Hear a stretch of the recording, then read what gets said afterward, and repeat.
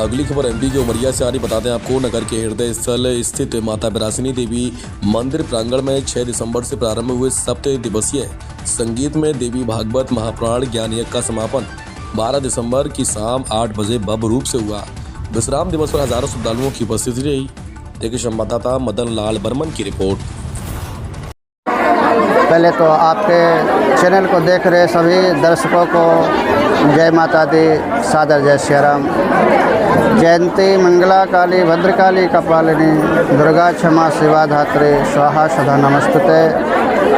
7 दिवसीय श्रीमद् देवी भागवत महापुराण पाली नगरी में माता के चरणों में बैठ कर के जो हो रही थी, तो ये भव्य और दिव्य ये कथा हुई कि चारों तरफ चर्चा का विषय बन गया है। और वास्तविकता में जब शक्ति की कथा होती है तो संपूर्ण जगत में शक्ति का संचार होता है, क्योंकि प्रकृति रूप में संपूर्ण जगत में शक्ति का ही संचार है। और जो जीवधारी हैं, प्राणधारी हैं, जिनके हृदय में माँ भगवती विराजमान रहती है, वह सबका जीवन भगवती की कृपा से चल रहा है। और हमारे धर्म में सबसे बड़ी बात है, शक्ति की उपासना होती है। इसलिए हमारे देश का भी नाम है भारत माता। इसलिए शक्ति की ही उपासना हम सबको करनी चाहिए। और सनातन के लिए यह जो शक्ति है माँ दुर्गा की अनेक रूपों में जो माता हमारे सम्मुख आती हैं, नव दुर्गा के रूप में हम दर्शन करते हैं, तो इसी कारण से नवरात्रि का व्रत भी किया जाता है।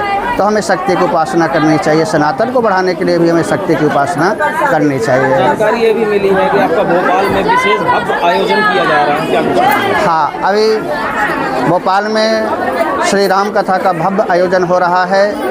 और नेहरू नगर में, क्योंकि गुरुदेव की कृपा से, सबके आशीर्वाद से, पूर्वजों के आशीर्वाद से मैं 18 पुराणों की कथा करता हूँ। तो ये कथा हमेशा निरंतर चलती रहती हैं और जन जन के हृदय में ये कथा बैठती हैं और उसका लाभ लेते हैं। ये जो व्यवस्थाएं हैं सार्वजनिक और साथ में जितनी भी हमारी महिलाएं एवं माताएं बहनें हैं उनके द्वारा हुआ। और साथ में हमारे माननीय प्रधानाचार्य श्री पंडित केशव उपाध्याय जी, जो कि यानी विगत आज 51 वर्षों से निःशुल्क और आप सब यानी पूरे बिरासिनी धाम से जितने भी समस्त माता बहनें हैं और भाई बंधुजन हैं, उनके द्वारा यह सब सहयोग मिलता है और बड़े ही हर्षोल्लास के साथ ये सब करते हैं।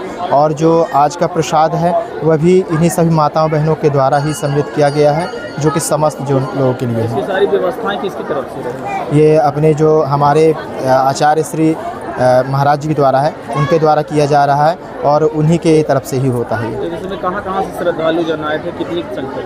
यह यहाँ से लेकर के छत्तीसगढ़ में जनकपुर से आए थे और जनकपुर से यानी छत्तीसगढ़ बिलासपुर से भी आए थे बहुत सारे लोग। और डिंडौरी जो कि नर्मदा क्षेत्र है अपना, वहाँ से भी कुछ श्रद्धालु आए थे, जिसमें से हमें अभी लास्ट भोपाल तक के यहाँ से गुरु जी के जो महाराज श्री महाराज जी की कथा चल रही है, उनके भी शिष्यों का आगमन हुआ था।